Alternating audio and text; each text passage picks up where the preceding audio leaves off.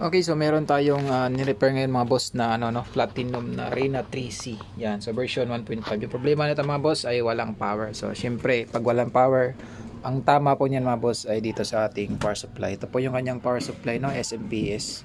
So di ko na na-videoan yung niya mga boss pag repair natin kasi madali lang naman siya.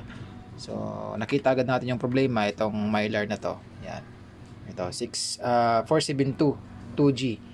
Yan. Pag 2G mga boss, yung sa pinakaunang code niya, 2G means yung kanyang voltage rating. Yung 2G mga boss ay 630 volts.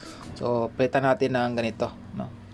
So, walang available dito sa shop ko na ganitong Mylar, no? So, the same lang naman mga boss, basta 2G, 630 volts kasi primary side po yan yung kanyang sira, no? So, ito mga boss ay ano na siya. Meron na siyang, kung nakikita nyo, sa micro yan. So, nabiyak na siya yan.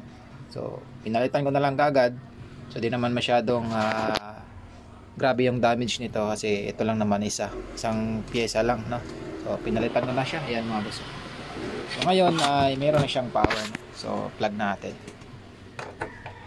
So power natin tong ating Reyna 3. Yan. So goods na mga boss.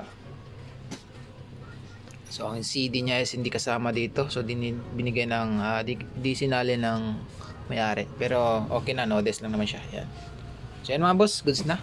So pag ganyang mga repair mga boss, yung pag walang power is unang-una yung i-check is yung power supply talaga. Ito, dito na side. SMPS, yung output niya mga boss is tatlo. Yan yung out niya. So although pwede naman natin palitan ng power supply talaga pag malaki yung tama niya, pag di na siya mare-repair. Pwede natin palitan ng isang module na power supply. So since kaya naman natin i-repair, then sa visual check natin is nakita naman natin agad yung problema. So yan. Yan, isang pyesa lang, no, mga boss. Yan. Yung out niya is 15 volts negative at saka 15 volts positive and then 5 volts yung kanyang standby. So ayan mga boss, goods na.